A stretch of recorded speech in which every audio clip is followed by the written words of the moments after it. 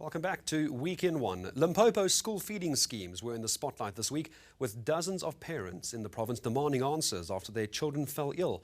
The pupils apparently ate food which contained crushed glass. It's suspected that food given free to children at school may have been deliberately contaminated. It's not the first scandal involving school food either. More than 400 children were rushed to hospital in 2 other incidents. We do not want our children to eat that food again because they're all going to end up dead. Regina Masemola's 6-year-old son is one of over 250 children at Makeke Primary School that was rushed to hospital after eating the contaminated food. He hasn't been able to attend school as he's still feeling weak and has stomach cramps. Masemola joined other parents at the school demanding answers from officials. A distraught Kgaugelo Madihlaba's 2 children are still in hospital.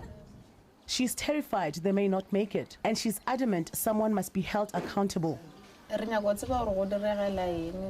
We want to know what happened. What made the children sick, and why was it not prevented?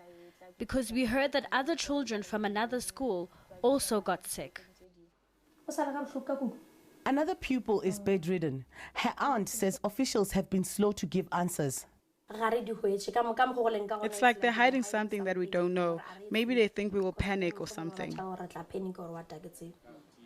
Speculation is that the food could have been contaminated by a company whose contract to provide meals to the schools has been terminated. Meanwhile, it's innocent children like these that have been put at risk. Linyaruselo, Limpopo.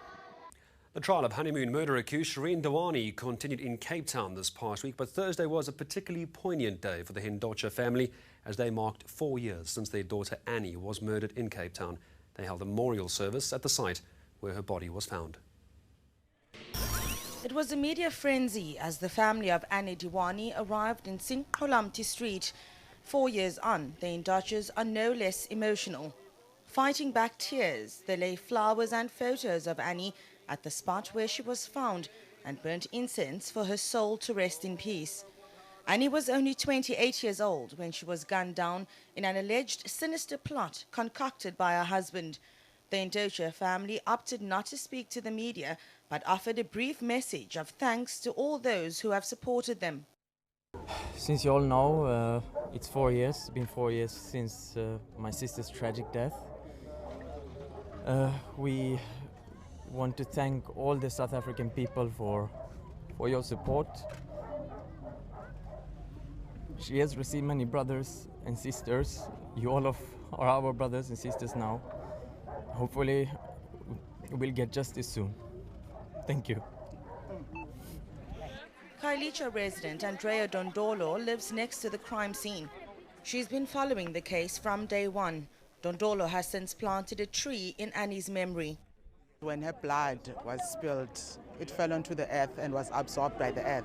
So I needed to give to the earth something positive and just invoke, nature to plead justice on behalf of her. Annie Dewani's body was found here, slouched on the back seats of Zola Tongo's abandoned shuttle. Now, marking the anniversary of her death, and amidst the trial of her husband Shireen Dewani, all the Hindocha family are hoping for is that justice is served. After the memorial, the family moved on to a temple for private prayers. Leanne Jansen, Cape Town.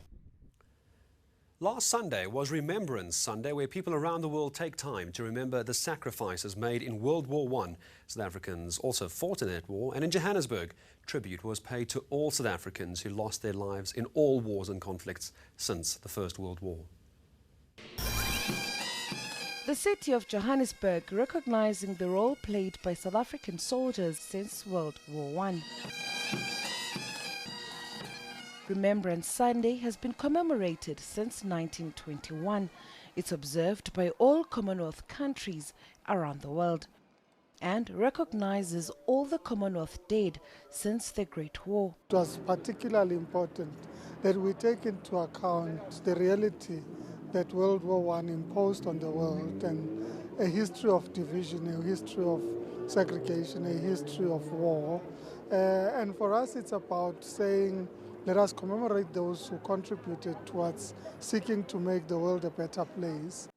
Over 245,000 South Africans of all races were involved in military service during the Great War. And close to 12,500 people were casualties in the 4-year war. Some died in combat, others as prisoners of war. And many are now buried in graves around the world. This year my wife and I were in Thailand. We used the records to track down 9 bodies that were buried at 2 different cemeteries in Kanchanaburi, and we mounted flags on their graves. Johannesburg. And finally, the European Space Agency has made history. After 10 years, it's landed a probe on the surface of a comet. Early on Wednesday, the agency gave the final go-ahead for the Rosetta spacecraft to jettison the Philae probe. It took about 7 hours to land on the surface. It will now be collecting samples. Rosetta has been orbiting the comet since August, taking pictures. The aim of the project is to help understand how Earth and other planets were formed.